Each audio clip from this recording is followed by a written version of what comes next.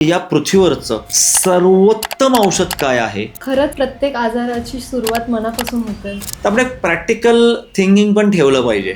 We should not follow blindly anything. मी आजारी पडेन. आपण त्या नकारात्मक ऊर्जेला अट्रॅक्ट करत आहोत. ह्याचा फॉर्म्युला काय आहे मागचा? कसं बॅलन्स केलं पाहिजे या गोष्टी? भारतच बराच मागे आणि एकेकडे हाच भारत टॉपवर होता. आपल्या विचारांचा कुठेतरी इम्युनिटी स्ट्रॉंग करण्यात याच्यावरती काय इम्पॅक्ट होतो? अजूनपर्यंत तरी पृथ्वीवर लॅब अशी बनली नाहीये की इकडनं तुम्ही अन्नपदार्थ टाका आणि तिकडनं रक्त बनून बाहेर पडेल. सकाळी उठण्यापासून ते रात्री झोपण्यापर्यंत आपलं कसं दिनचर्या असली पाहिजे? चुकीचे अन्नपदार्थ आपणच शरीरात टाकतोय आणि आपणच ती सिस्टीम खराब करतोय.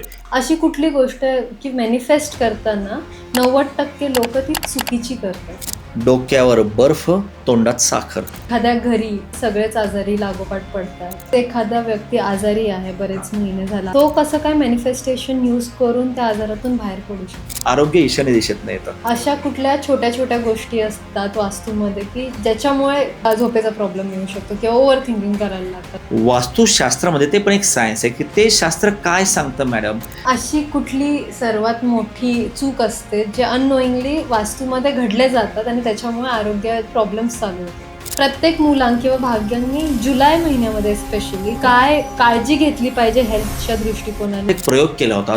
डॉक्टरनी ज्यावेळी इंजेक्शन दिलं त्यांनी कॅमेरा वगैरे लावले होते. संपूर्ण त्याचा स्टडी त्याचा चालू होता. एक्झॅक्टली 2.5-3 तासानंतर तो मेला आणि ते सगळे सिनेमा शरीरात तसेच्या तसे आले जसे डॉक्टरनी सांगितले होते. ईच अँड एव्हरीथिंग की जसं त्यांनी सांगितलं त्या पद्धतीने सगळं होत गेलं की डॉक्टरनी त्या व्यक्तीला